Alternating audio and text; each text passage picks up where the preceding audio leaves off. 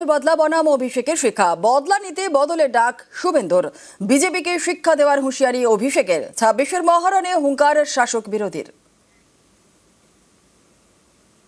আমাদের রাজ্যের জনপ্রিয় আদিবাসী মুখ খগেন মুর্মু মহোদয় রক্ত দেখেছিলেন নাগরাকাটাতে। কি করতে গেছিলেন খগেনদা? রিলিফ দিতে, ভোট চাইতে না। বদলা চান তো? বদলা যদি চান বদল আনতে হবে, হ্যাঁ কি না বলুন। 2026-এর নির্বাচন এদেরকে শুধু পরাজিত করার নির্বাচন নয়, এদেরকে শিক্ষা দেওয়ার নির্বাচন। একটা হয় নির্বাচিত করার জন্য নির্বাচন, আর একটা হয় শিক্ষা দেওয়ার নির্বাচন। দক্ষিণ 24 পরগনা জেলার কোনো আসনে তৃণমূলের জয়ের ব্যবধান যেন 50,000-এর নিচে না হয়, আপনাদের সুনিশ্চিত করতে হবে। সে ডায়মন্ড হারবার হোক, মথুরাপুর হোক, জয়নগর হোক আর যাদবপুর হোক, বারুইপুর হোক বা সোনারপুর হোক, কুলতলি হোক বা সাগর হোক, রায়দিঘি হোক বা পাথর প্রতিমা হোক, সর্বত্র জোড়া ফুলকে এমন ভাবে শক্তিশালী করতে হবে। অভিষেকের হাতিয়ার অনন্ত মন্তব্য। এসআইআর নিয়ে বিস্ফোরক অনন্ত মহারাজ। তালিকায় নাম না থাকলেই ডিটেনশন ক্যাম্পে। আশঙ্কা প্রকাশ বিজেপির রাজ্যসভার সাংসদের। অনন্ত মহারাজের মন্তব্যে আগেই বিতর্ক, আর এবার অডিও ক্লিপে শুনিয়ে বিজেপিকে নিশানা অভিষেকের।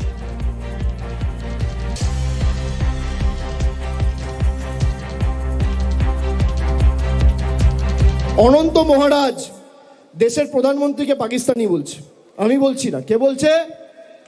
বিজেপির সাংসদ বলছে, শুনবেন।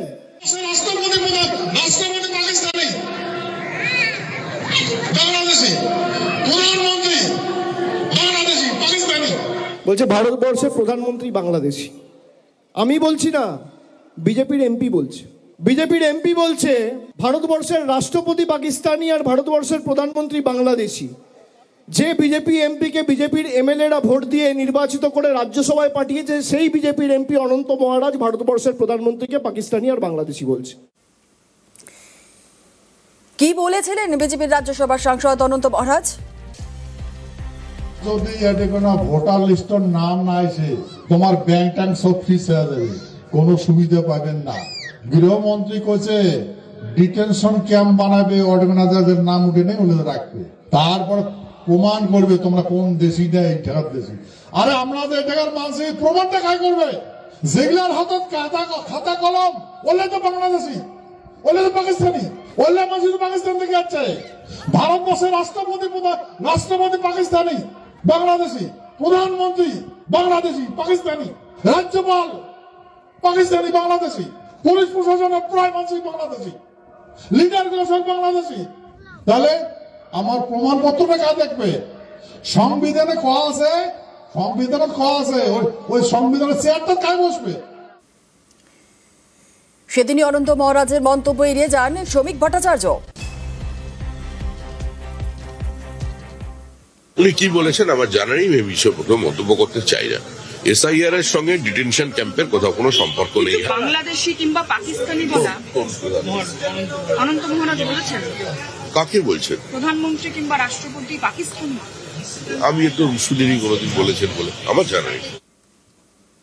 এসআইআরে ক্ষুব্ধ খোদ বিজেপি সাংসদ। ফের ক্ষোভ প্রকাশ অনন্ত মহারাজের। এসআইআর এর নামে চূড়ান্ত হয়রানি, চড়া সুরে আক্রমণ বিজেপির সাংসদেরই। আমাদের লোকদের নিয়ে ওখানে পিকনিক আয়োজন করেছিল সীতাই, সেখানে ডেকেছিল, আমি সেখানে গিয়েছিলাম। লোকদের সঙ্গে আমি হিস্টোরিক্যাল ব্যাকগ্রাউন্ডে কথা বলেছি যে হিন্দুরা ভারতে আসবে আর মুসলমানরা পাকিস্তানে যাবে, এরকম করে তো ইন্ডিয়ান ইন্ডিপেন্ডেন্ট অ্যাক্ট হয়নি। এই মাঝে এগুলো আসলো কেন? এই নেতাগুলোর ভুল আছে। এখন যারা এখানে আসছে তারা তো ফরেনার। এই যে আমাদের নাগরিকত্ব যে নীতি আছে যাদের সেখানে প্রমাণ করতে হয় তারা এখানকার ভারতের বাসিন্দার কিনা। তো বাসিন্দার যদি না হয় তাহলে পাকিস্তানের লোক এখানে রাষ্ট্রপতি হয় কি করে? বাংলাদেশের লোক এখানে প্রধানমন্ত্রী হয় কি করে? এখানে এমএলএ এমপি হয় কি করে? তাহলে সব অসাংবিধানিক হচ্ছে। এই যে বর্তমান হ্যারাসমেন্ট, কাকে হ্যারাসমেন্ট করতেছে?